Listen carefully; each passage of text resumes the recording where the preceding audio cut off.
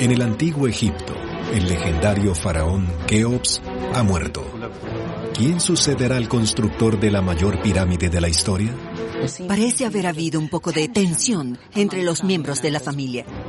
Ahora, los egiptólogos creen que investigar el misterio de su sucesor podría resolver el más perdurable enigma de Egipto, el origen de la Esfinge. No hay una marca en la Esfinge, una marca que la identifique. Esta es una historia de mentiras, traiciones y la estatua más enigmática de la historia. Misterios y magia siempre rodean a la Esfinge. La historia de las pirámides es de innovación. Era una máquina de resurrección. Rituales misteriosos. Estas cosas ayudan al difunto a revitalizarse y vivir por toda la eternidad. Trabajo agotador e intriga palaciega. Develaremos los más profundos secretos de los faraones. Cada momia es diferente. Nunca se sabe exactamente qué esperar. Exploraremos las vidas de los antiguos obreros y descubriremos la extraordinaria historia del antiguo reino de Egipto. Egipto creó las pirámides, pero las pirámides también crearon el antiguo Egipto.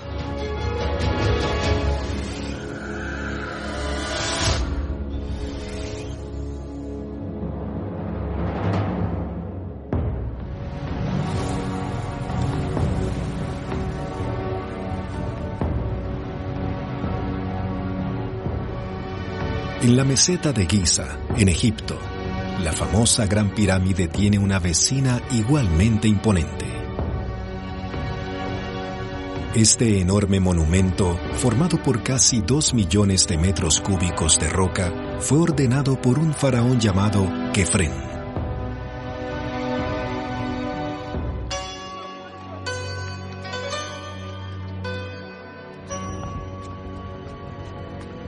Alrededor de 2470 a.C., Kefren llega al trono y convoca una gran fuerza de trabajo para construir su pirámide.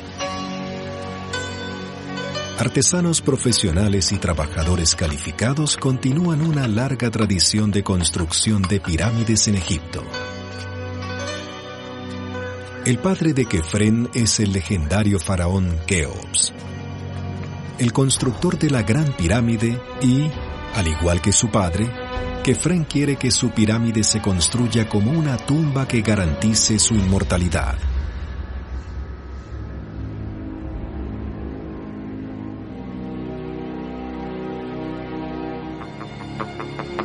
Hoy en día, las tumbas piramidales de Kefren y Keops dominan la meseta de Giza. Pero frente a ella se encuentra otro monumento gigantesco, construido en la misma época, cuyo propósito y origen es mucho más misterioso. La Esfinge. El arqueólogo Mark Lehner ha pasado años estudiando cada centímetro cuadrado de esta inmensa estatua. La Esfinge es única. Se sabe que los antiguos egipcios no esculpieron estatuas de esta escala durante otros 1200 años. El hecho de que lo hicieran en esa época es otra manifestación de este estallido de actividad y gigantismo en las pirámides. Fue un tiempo de exuberancia. Es una especie de bestia mítica, con una cabeza humana sobre el cuerpo de un enorme león.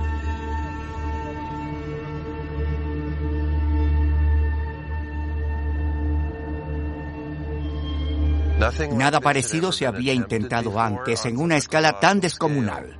Es un bloque. Está hecho de lecho rocoso. Los egipcios hicieron la Esfinge tallando una zanja en forma de herradura, dejando el centro como núcleo. La Esfinge es la escultura sobreviviente más grande del mundo antiguo. Tiene más de 20 metros de altura, el equivalente a un edificio de 6 pisos y más de 70 metros de largo. ¿Quién ordenó construir esta estatua de gran tamaño? ¿Y por qué?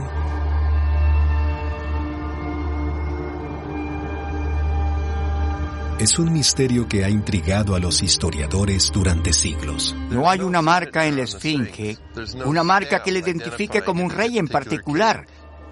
Hay cierto tipo de marcas en la pirámide, pero no aquí, en la esfinge. Mark cree que fue construida en los años posteriores a la muerte de Keops. Entonces, puede parecer lógico que la esfinge fuese creada por el constructor de la segunda pirámide de Giza, su hijo Kefren. Pero la respuesta no es tan simple, porque Kefren nunca debió haberse convertido en faraón. Los registros antiguos sugieren que Keops tuvo al menos 14 descendientes, incluidos 9 hijos, de al menos 3 esposas reales diferentes. Otros hijos como Kawab y Yedefra deberían haber estado más cerca del trono que Kefren. Los egiptólogos que intentan resolver el misterio de quién construyó la esfinge también deben preguntarse quién sucedió a Keops como faraón y cómo. El primer acertijo a resolver es, en primer lugar, ¿por qué los antiguos constructores esculpieron la esfinge? ¿Y qué representa? Los historiadores aún no saben cómo llamaban los antiguos egipcios a esta criatura. Fueron los griegos quienes la llamaron esfinge, en referencia a la leyenda de Edipo, quien derrotó al monstruo resolviendo su famoso acertijo. Pero eso fue escrito 2 milenios luego de que se tallara la estatua egipcia. Entonces, ¿qué es esta inmensa bestia? ¿Por qué fue tallada en medio de la meseta de Giza? Solía haber leones hasta el norte, en Siria, en la época del antiguo Egipto. Los leones siempre han sido símbolos de realeza, de monarquía. Son los reyes de las bestias. Desde el principio a los faraones les gusta asociarse con ganadores y seres poderosos. Así que, ¿cuál es un ser poderoso? Un león. Y estar asociado con esas poderosas bestias es algo bueno. Tenemos leones en tronos. Son criaturas divinas, son solares porque los asociamos por sus melenas y son como el sol por el color. Y ciertamente se puede ver este vínculo con la monarquía, los dioses y los leones, todos juntos. Para comprender la asociación entre el poder del león y la realeza, debemos retroceder más de 5.000 años en el tiempo, hasta el comienzo de la monarquía egipcia.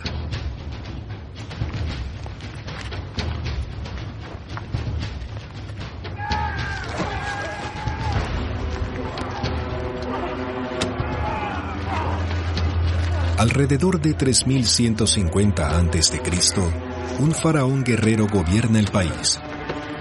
Su nombre es Aja. Aja refuerza las fronteras de su reino, lanzando incursiones en los territorios vecinos. Los arqueólogos desenterraron su tumba en Abidos. Aja es interesante porque es el primer rey de la primera dinastía y está enterrado en Abidos. Abidos es un antiguo centro de poder al sur de Egipto y es el lugar de entierro de los gobernantes de la primera dinastía. Los investigadores que examinaron la sepultura de Aja encontraron algo impactante. Tenemos la sepultura del rey en el centro y luego las pequeñas cámaras alrededor de esa tumba en las que están enterradas diferentes personas. Las evidencias sugieren que en su mayoría eran jóvenes. El descubrimiento podría ser un signo de un espantoso ritual.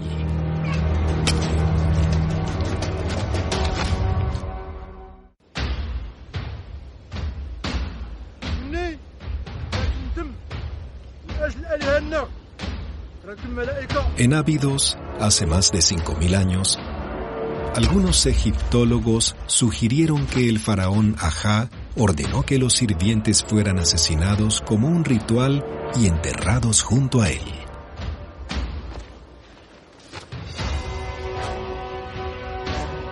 Si las personas enterradas alrededor de la tumba de Acá fueron sacrificadas tras la muerte del rey, ese sería un ejemplo de un sirviente que continuaría trabajando en el más allá.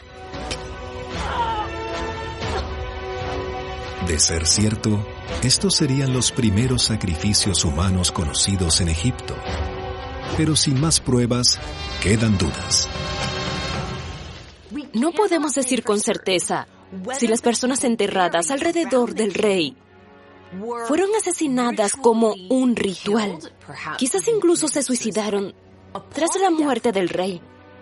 O si el rey fue enterrado y luego en diferentes momentos esas personas fueron enterradas a medida que tenían muertes naturales. Pero el sacrificio de animales era mucho más común. Entre las tumbas yace una donde evidentemente enterraron a un león. A lo largo del antiguo Egipto, hace 3000 años, los leones eran símbolos de realeza, incluso se les considera los guardianes del inframundo. Tenemos leones enterrados junto a la tumba de Acá. Es una muestra de que enterró con él uno de los símbolos de la monarquía. Esto podría explicar por qué los antiguos talladores de roca le dieron a la famosa esfinge el cuerpo de un león. Había sido un símbolo de poder para los reyes desde la primera dinastía de Egipto. Es un guardián del cementerio, un guardián de este complejo piramidal, y en esa pose agachada se convierte en una deidad protectora en el sitio de Giza. Pero si es así, ¿por qué la esfinge tiene cabeza humana? Una temible deidad con cabeza de león podría contener pistas. Cuando los antiguos egipcios ponían la cabeza de un león sobre el cuerpo de un humano, era emoción, fiebre, violencia e ira fuera de control. Esta es la diosa Sekhmet. Es la diosa protectora de los médicos. Ella es la esencia de la fiebre y la enfermedad. Los médicos querían hacerse amigos de esa fuerza para poder extraerla del paciente. Sekhmet tiene cualidades humanas, pero están dominadas por su naturaleza animal descontrolada.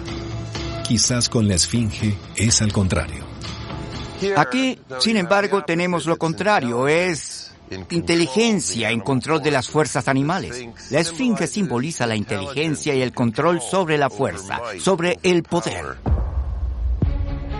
Pero, ¿la inteligencia y el control de cuál ser humano en específico? ¿De quién es la cabeza? Los egiptólogos han encontrado una pista. En lugar de una melena de león, la esfinge usa un tocado llamado nemes, una prenda reservada exclusivamente para los reyes. Tenemos varias cosas: el poder del faraón, el control del faraón y también el guardián de la necrópolis, todo contenido dentro de la esfinge. Entonces, ¿de quién es el rostro que está en la esfinge y quién ordenó que se construyera? Misterios y magia siempre rodean a la esfinge. No se encontró un solo nombre de un rey escrito en la esfinge. Aún hay cierto misterio en torno de quién exactamente es el rostro de la esfinge. La respuesta está en entender quién toma el poder luego de la muerte de Keops.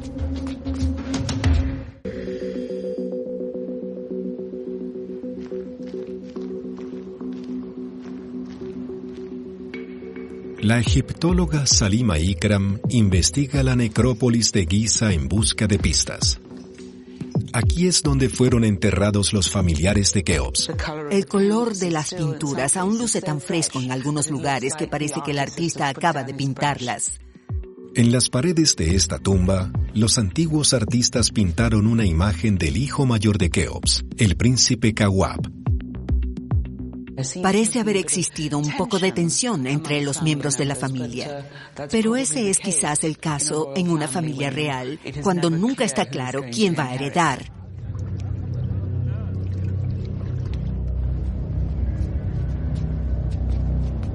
Por tradición, Kawab debería haber sucedido a su padre. Por lo general, el próximo rey ya se conoce antes de que mueran los reyes. Siempre es el hijo mayor del rey. Si sobrevivía a su padre, significaba que se convertiría en el nuevo rey del antiguo Egipto. Pero Kawab nunca se convierte en faraón. Es su medio hermano, Yedefra, quien toma el trono. ¿Es esta inusual sucesión evidencia de un juego sucio?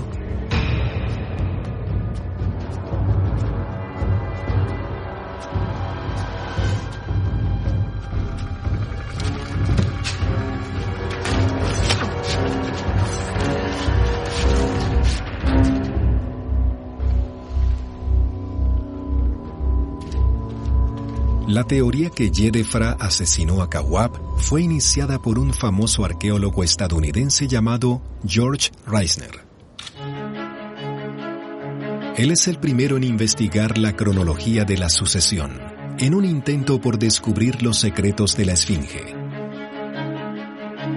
La forma en que intentamos entender a las familias reales de un periodo tan lejano de la historia es apoyarnos en los egiptólogos que nos precedieron. Comienzan con teorías y luego intentamos diseccionar estas teorías sobre estas relaciones familiares a través del tiempo, con nueva evidencia arqueológica. Fue George Reisner quien fue el primero en resolver el enigma de la Esfinge, tal como él lo afirmaba. Eso fue alrededor de 1912. Se dio cuenta de que el sucesor de Keops, Yedefra, no fue enterrado en Giza e inventó una especie de historia que se trataba de un usurpador.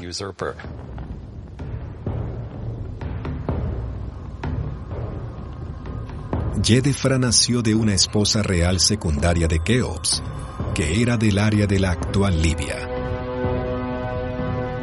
Cuando muere su hermano, Kawab, es Yedefra el siguiente en la línea de sucesión.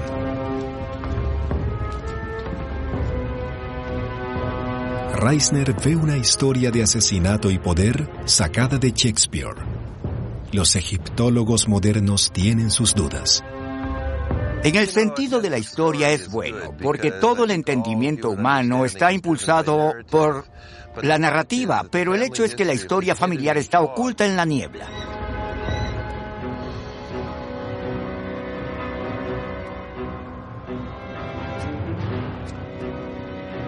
Pero han llegado a la conclusión de que, alrededor de 2480 a.C., es Yedefra y no Kawab quien sucede a Keops.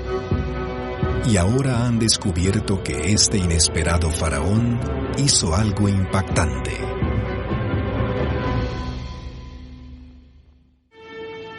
En el antiguo Egipto, Yedefra es el nuevo rey, quizás habiendo asesinado a su hermano. Ahora él hace una elección inusual de esposa. Yedefra, hijo de Keops, se casó con su media hermana, Heteperis II. Pero el incesto era común en la realeza egipcia, así que no es por eso que Heteperis fue una elección inusual. Heteperis estuvo casada con Kawab, quien algunas personas creen que Yedefra, su nuevo esposo, asesinó. Aquí pueden ver una imagen de Heteperis, donde habla de ser una gran esposa real. Esta mujer fue una de las mujeres más importantes que vivieron en la época de Keops y después. Este vestido es bastante inusual porque se puede ver que es muy chic con los hombros hacia atrás. Otra cosa destacable es el color del cabello, porque la gente decía, oh, es extranjera, porque parece que su cabello era amarillo en lugar de negro, que era más común. Quizás esta mujer era un poco inusual y por lo tanto más especial. La viuda del príncipe Kawab se une a Yedefra en el trono y se convierte en reina de Egipto. Al casarse con la esposa del príncipe muerto, le demostró a la gente que era aceptado por toda la familia.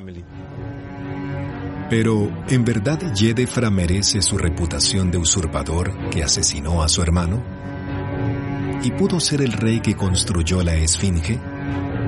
George Reisner encontró otras pruebas para desarrollar su teoría del usurpador. Como todas las pirámides de Egipto, la pirámide de Yedefra en Abu Rawash se encuentra en la ribera occidental del Nilo.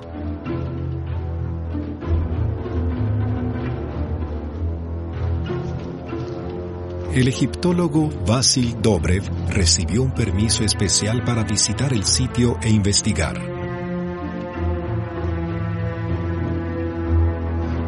Aquí estamos, de 120 a 130 metros sobre el nivel del mar. Estamos en la zona más alta de Abu Rawash, la más alta de Egipto, y el nombre del sitio lo confirma. Abu Rawash. En egipcio antiguo, Abu es el lugar, Ra es Ra, y Wash es honrar a Dios. Entonces, la traducción palabra por palabra es el lugar donde se honra a Ra. Como alguien quiere alabar al dios del sol, Ra, este es el lugar más cercano al sol. Ra, también pronunciado como Re, es el dios sol. La evidencia muestra que se volvió particularmente importante durante el reinado de Yedefra. Yedefra fue el primero en invocar el culto al sol con tanta atención. Su nombre, Yedef-Ra, es el primer nombre en el que tiene el término Ra, el dios sol que se invoca. Su nombre está configurado con el nombre Ra, y también es el primer rey en ser llamado hijo de Ra. Esto también es importante porque podría ser que Keops se declarara a sí mismo como la encarnación de Ra durante su reinado. Y su hijo, para honrarlo, se hacía llamar hijo de Ra. En Abidos, en las paredes del templo del rey Seti I, construido más de 1000 años después de Yedefra, los egiptólogos han descifrado una rara lista de reyes egipcios, muchos con Ra en su nombre. Con el reinado de Yedefra comenzó esta nueva tendencia, incluir el nombre del dios Ra en su nombre, y continuó hasta el final de la quinta dinastía. Después de esto, todos los reyes se llaman Jafra, Neferkara, y sigue así, y es Yedefra, quien es el iniciador de este muy poderoso movimiento de religión solar. Pero no todos los egiptólogos están de acuerdo sobre qué papel desempeñó Yedefra en la elevación del culto al dios Sol. Creo que no debemos sacar demasiadas conclusiones del nombre de Yedefra o de la ubicación de su pirámide, porque todas las verdaderas pirámides son monumentos solares. Entonces, el enfoque en el dios Ra, en el dios Sol, creo que no comienza solo con Yedefra. En la meseta de Abu Rawash, Yedefra construye una pirámide con una base de casi 106 metros de ancho y más de 60 metros de alto. La pirámide es mucho más pequeña que la de Keops, su padre, que era más del doble de ancha y más de 70 metros de alta. Pero Yedefra elige sabiamente este lugar. Al elegir una meseta alta en el desierto, se asegura que su pirámide se eleve por encima de la de Keops. Yedefra construye su pirámide en una colina, en la cima de ella y con vista a la meseta de Giza. Pero también está muy cerca de las canteras, de las rocas que se podían utilizar para la construcción de la pirámide. Pero es aquí donde la historia del sucesor de Keops y el enigma de la Esfinge toman otro giro. Aunque hoy no queda nada de la pirámide de Yedefra, fue completada, o casi completada, durante su reinado. Estaba muy cerca de una cantera, y esa misma cantera fue utilizada por los romanos cuando llegaron al poder en Egipto. No solo sacaron rocas de la cantera, sino que también sacaron rocas de la pirámide de Yedefra. Y es por eso que hoy en día no queda nada, solo las habitaciones subterráneas. La pirámide de Djedefra fue destruida unos 2000 años después de su construcción. Una desgracia que apartaría al rey de la historia. Fue solo cuando los arqueólogos modernos excavaron las ruinas de Abu Rawash y encontraron estatuas del rey que se restauró el nombre de Djedefra.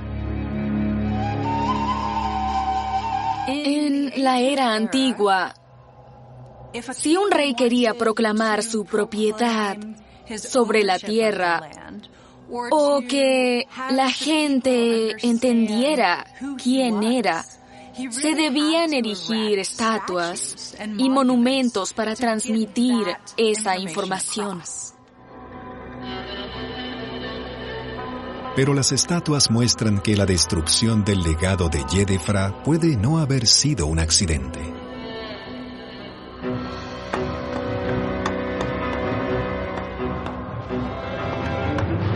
Debido a que las estatuas están destruidas o desfiguradas, sabemos que hubo intriga política, drama o descontento por la forma en que un rey manejó su gobierno del país.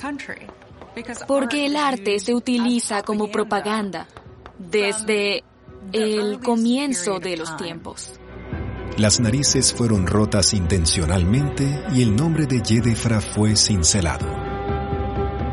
No es tan importante que la estatua en verdad se pareciera al rey. Era importante que su nombre estuviese en la estatua y si alguien cincelaba el nombre de alguien en jeroglíficos, dañaba ritualmente a esa persona. Si se cincelaba la nariz de la estatua de una persona, ritualmente no puede respirar, por lo que hay muchas formas de dañar a alguien. ¿Podría ser esta una pista para resolver el misterio de quién construyó la Esfinge? Porque al igual que las estatuas de Djedefra, a la Esfinge gigante de Giza también le falta la nariz.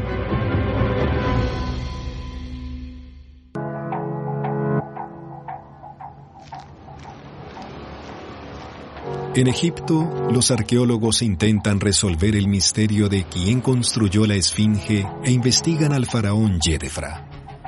¿Podría haber una conexión entre las estatuas desfiguradas de este rey y la esfinge a la que le falta la nariz? Las estatuas rotas de Djedefra llevan al egiptólogo George Reisner de principios del siglo XX a otra teoría: que Djedefra era un usurpador, cuya memoria fue destruida por la realeza posterior. Reisner tomaba como hechos de que las estatuas de Djedefra fueran destrozadas. Podría ser porque hay una reacción de la gente común contra la élite y la casa real. Esa es una posibilidad. O podrían ser divisiones e ira dentro de la propia casa real y competencia entre líneas colaterales de la familia real. No lo sabemos. Pero sí sabemos que después de solo 10 a 15 años en el poder, apenas el tiempo suficiente para terminar su pirámide, Djedefra muere. El reinado de Djedefra fue corto en comparación con el resto de la familia y, por lo tanto, nos hace creer que su reinado no fue nada pacífico. Cuando murió, si lo hizo más temprano que tarde, si pudo haber sido asesinado o no, no lo sabemos. El otro hijo de Keops, Kefren, se hizo cargo. ¿Podría la sucesión del medio hermano de Djedefra, Kefren, en lugar de un hijo, ser una evidencia más de un juego sucio?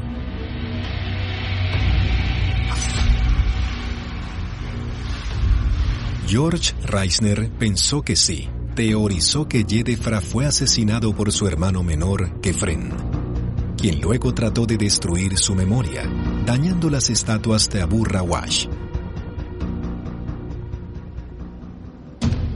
Reisner sugirió que la pirámide de Kefren, construida en Giza junto a la de su padre, era evidencia de que el nuevo rey volvía a las raíces familiares, después de vencer a su hermano usurpador.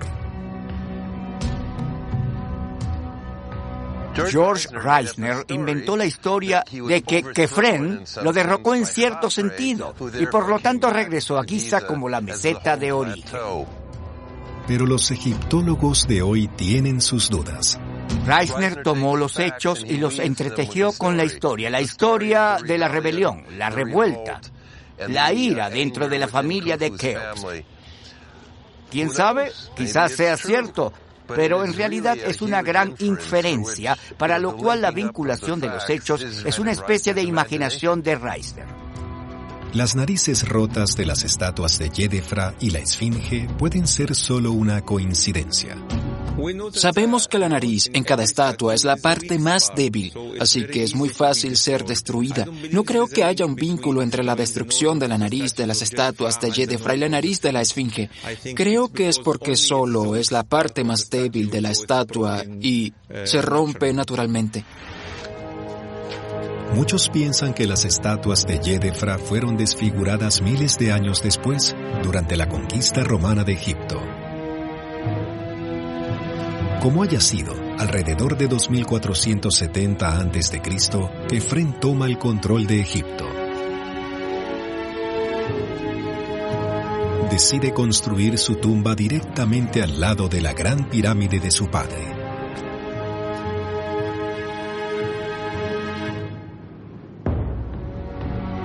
Regresar a Giza plantea un dilema para Kefren. Quiere mostrar su poder con una gran pirámide. Pero, ¿cómo puede sobresalir junto al inmenso monumento de Keops? La pirámide de Keops es por lejos la más grande. Es la más grande de todos los tiempos. La pirámide de Kefren es interesante porque cuando la miras por primera vez en la meseta de Giza parece que es más alta que la Gran Pirámide, pero de hecho no lo es. Kefren la construyó en un terreno más alto, quizás para superar a su padre. Quizás ese fue un movimiento inteligente. Su base es en realidad un poco más pequeña que la de Keops. Aunque la pirámide de Kefren es más empinada, originalmente era 3 metros más corta que la gran pirámide de su padre. Pero hoy se alzan como una pareja majestuosa y casi a juego en la meseta. El regreso de Kefren a Giza marca el final de una complicada lucha de poder provocada por la muerte de su padre Keops. Pero aún queda un gran misterio. ¿Quién construyó la Esfinge? Ahora que los egiptólogos conocen el orden de sucesión, primero Yedefra, luego su hermano Kefren, por lo que han reducido los sospechosos. Y aunque Kefren fue durante mucho tiempo un favorito debido a sus vínculos con Giza, resulta que Yedefra no abandonó por completo el área. Yedefra ha sido pasado por alto durante mucho tiempo por los egiptólogos y creo que la gente debería centrarse más en él porque es muy posible que haya tenido más que ver con la construcción en Giza para acabar con el complejo funerario de Keops que cualquier otra persona. Porque ciertamente Yedefra sucedió a Keops y es tradicional en Egipto que la persona que termina un complejo mortuorio sea la que suceda al trono. Cuando Yedefra se mudó de Giza, su trabajo ahí no había terminado. Tenemos información de que él es quien enterró a su padre en Giza. De hecho, tenemos grafitis en el lado sur de su pirámide y mencionan el nombre de Yedefra. Él estuvo involucrado en la ceremonia funeraria de Keops. Ese no es el papel de un usurpador.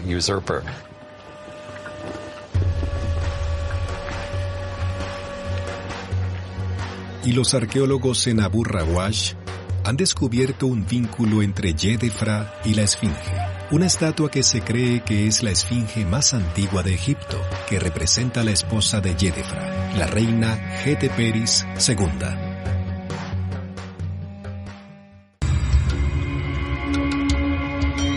La evidencia sugiere que la idea y las imágenes de la esfinge se desarrollaron durante el reinado de Yedefra.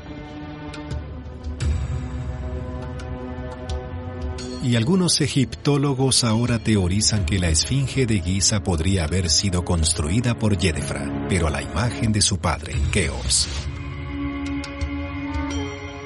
Los rasgos de la Esfinge son muy parecidos a los de la estatuilla de marfil que pertenece a Keops. Además de eso, había obsequios votivos que quedaron entre las patas de la Esfinge que mencionaba a Keops.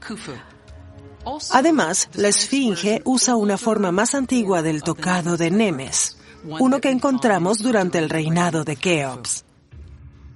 La Esfinge es una imagen de propaganda porque, a través de ella, Yedefra, el hijo de Keops, muestra al pueblo egipcio que, de hecho, hay una vida después de la muerte, porque su padre Keops ascendió al cielo y ahora está de vuelta en la tierra como un ser divino. Basil Dobrev cree que la evidencia de que fue Yedefra y no Kefren quien construyó la Esfinge se encuentra en el diseño del complejo funerario de Kefren. Creo que es una solución muy simple. Se basa en la geografía. Los reyes del antiguo Egipto solían construir 2 templos para cada pirámide. El primero, al pie de la pirámide, se usaba para adorar al rey muerto. Una larga rampa de piedra llamada calzada elevada une el primer templo con una estructura más baja conocida como el Templo del Valle. Situada a orillas del Nilo, se utilizaba para ceremonias de embalsamamiento. Cuando miras un mapa de Giza desde arriba, puedes ver muy claramente que cuando Kefren construye aquí, construye un templo en el valle, pero la calzada está por completo desplazada hacia el sur, como si evitara a la Esfinge. Eso significa que cuando Kefren construye su monumento aquí, ya había una esfinge en el camino. Rompió todas las reglas de la arquitectura egipcia, que generalmente se basa en la simetría.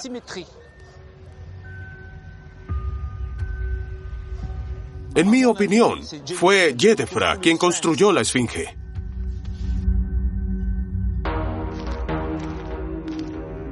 Pero Mark Lehner no está tan seguro de esta teoría. Quizás Yedefra hizo la Esfinge en honor a su padre, Keops. Bueno, tal vez, pero no hay pruebas de eso. Ni siquiera hay formas de probar tal idea.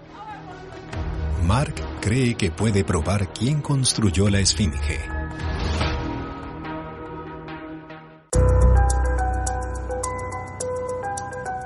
En la meseta de Giza, en Egipto, Mark Lehner cree que el templo del Valle de Kefren, justo al lado de la Esfinge, tiene la prueba de que Kefren es el faraón que construyó esta estatua gigante.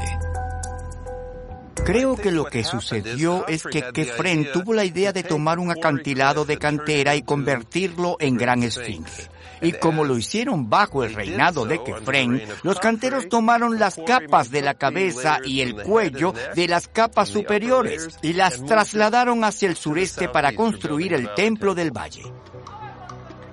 Mark ha examinado la composición de la roca en la Esfinge y encontró una coincidencia con la roca utilizada para el Templo del Valle de Kefren. Mientras bajaban y tallaban el cuerpo del león, movieron la piedra de inmediato hacia el este para hacer el Templo de la Esfinge.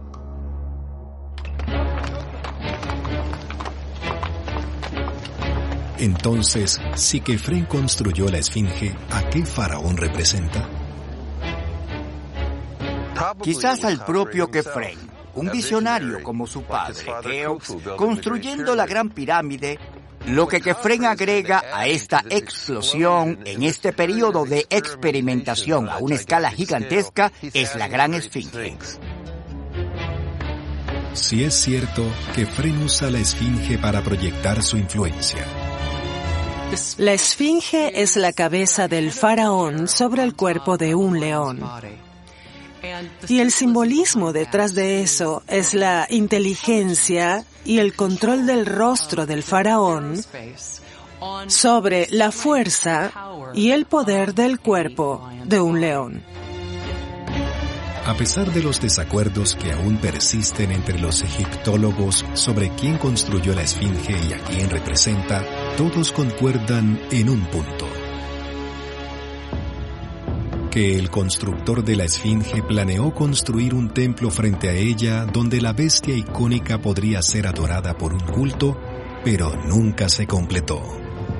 En cierto sentido, la Esfinge y su templo nunca se convirtieron en imágenes de culto. Algo como diseñar un parque temático completo y luego encenderlo, y así la gente podría venir a usarlo.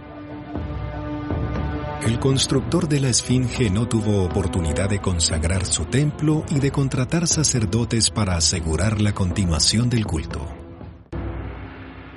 Pero después de unos 1200 años de oscuridad, nuevos faraones eventualmente se reapropiarían del sitio y las imágenes. Generaciones más tarde, siglos más tarde, los visitantes llegan a estos sitios. Por ejemplo, Amenhotep II solía recorrer el sitio en su carroza. Le encantaba el sitio de Giza y, de hecho, construyó un templo completo orientado hacia la Esfinge y dejó una enorme estela ahí, hablando de su destreza atlética. El hijo de Amenhotep, el príncipe Tutmosis, va más allá. Ordena colocar una losa de piedra inscrita entre las patas de la gran Esfinge.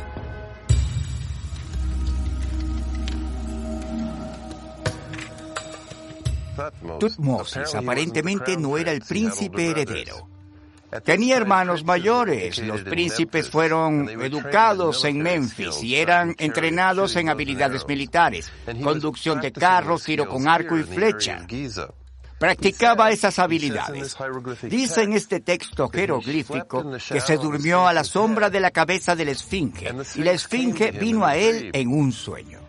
En el sueño, la Esfinge le dijo: Tutmosis, hijo mío, mírame, estoy rodeada de arena del desierto, estoy enterrada. Saca la arena de mi cuerpo y te haré rey del Alto y Bajo Egipto. El joven príncipe ordenó que se descubriera la estatua. Eventualmente se convierte en faraón llamado Tutmosis IV. Instala esta estela, ahora llamada Estela del Sueño, entre las patas de la Esfinge. Ahora esto se convirtió en la pieza central de esta pequeña capilla, donde Ramsés agregó su estela en el primer año de su reinado. Otros reyes y príncipes agregaron inscripciones y estelas en el primer año de sus reinados. Este lugar, el área entre las patas de la Esfinge, esta capilla era donde reyes y príncipes venían a ser ordenados como en el Vaticano. No hacían ese tipo de cosas sin enorgullecerse del trabajo de sus antepasados, de los faraones del reino antiguo, y disfrutar de estar en ese sitio, que era tan remoto para personas como Tutmosis IV y Amenhotep II, tal como hoy en día estos sitios son para nosotros.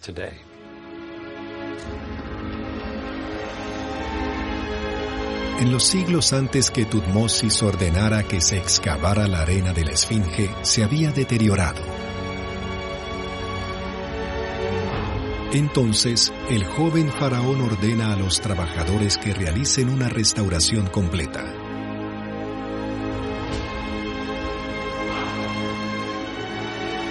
En épocas posteriores se añadieron ladrillos para proteger las zonas más dañadas y que aún hoy son visibles.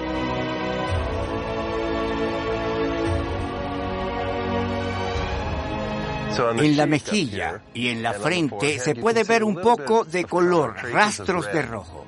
Es posible que la Esfinge estuviera completamente pintada de rojo, pero en el nuevo reino, cuando la renovaron, hay una buena evidencia de que la pintaron de algo más que rojo.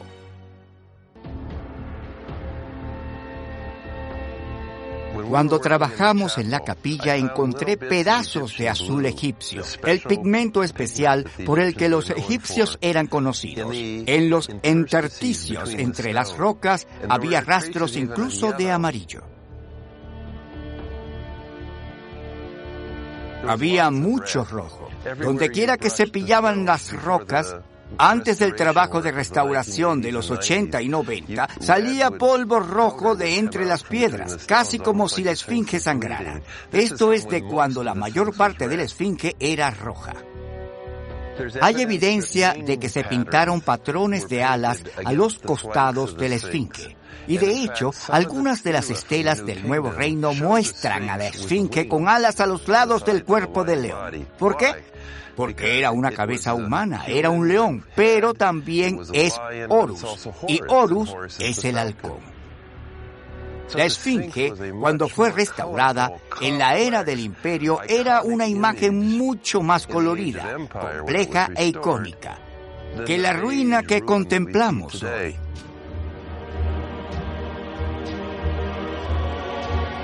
Ícono del mundo antiguo, la esfinge conserva su aura de misterio y enigma. Durante casi un siglo, se creía que las teorías del egiptólogo George Reisner sobre cómo se construyó la esfinge eran precisas. Romantizó la sucesión del gran faraón Keops, imaginando historias de rivalidades, complots y asesinatos, pero sin ninguna prueba tangible.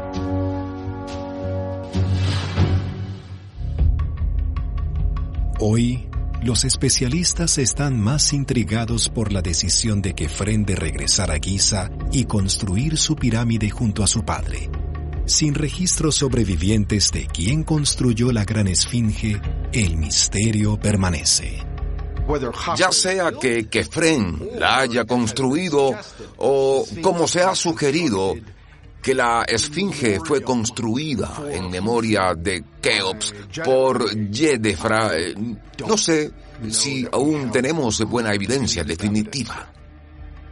Para estar absolutamente seguros del constructor de la esfinge, necesitaremos más pruebas de la que tenemos actualmente. El constructor de la segunda pirámide más grande jamás construida en Egipto es bien conocido. El faraón Kefren se aseguró que su memoria perdurara al estampar su marca en Giza con su tumba monumental. Pero lo que Kefren no sabe es que la suya sería la última pirámide verdaderamente colosal jamás construida en Egipto.